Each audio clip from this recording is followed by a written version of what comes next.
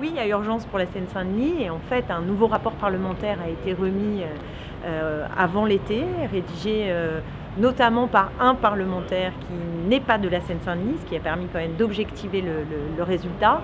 Et le résultat est effectivement accablant parce que ce qu'on y apprend, même si on ne l'apprend pas vraiment quand on est un acteur de la Seine-Saint-Denis ou quand on vit en Seine-Saint-Denis, mais ce qui ressort de ce rapport, c'est qu'en réalité, indépendamment de la caractéristique du département, c'est-à-dire qu'on a des habitants qui sont plus pauvres, davantage au chômage, on a plus de familles monoparentales, bref, des habitants qui sont plus en difficulté socialement qu'ailleurs. Indépendamment de cette situation, l'État investit moins en Seine-Saint-Denis que dans les autres départements. C'est-à-dire qu'il y a moins de fonctionnaires, il y a moins d'État, il y a moins de services publics, et notamment dans les missions régaliennes que sont l'éducation, la justice et la police.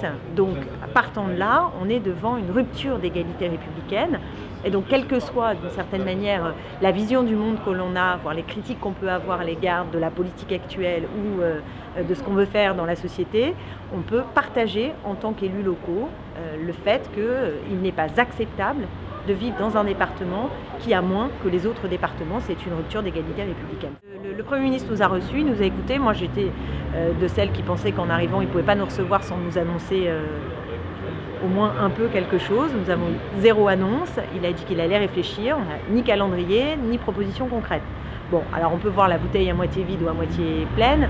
Certains disent « Ah, mais c'est bien, il nous a entendus, il a pris le temps de nous écouter. » Et moi, je peux aussi rétorquer que certes, il nous a écoutés, mais enfin, pour l'instant, on n'a rien.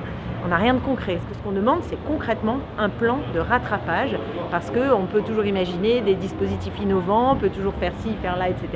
S'il n'y a pas à un moment donné un plan de rattrapage sonnant et trébuchant, on reste dans une situation qui est tout simplement révoltante, inacceptable du point de vue républicain.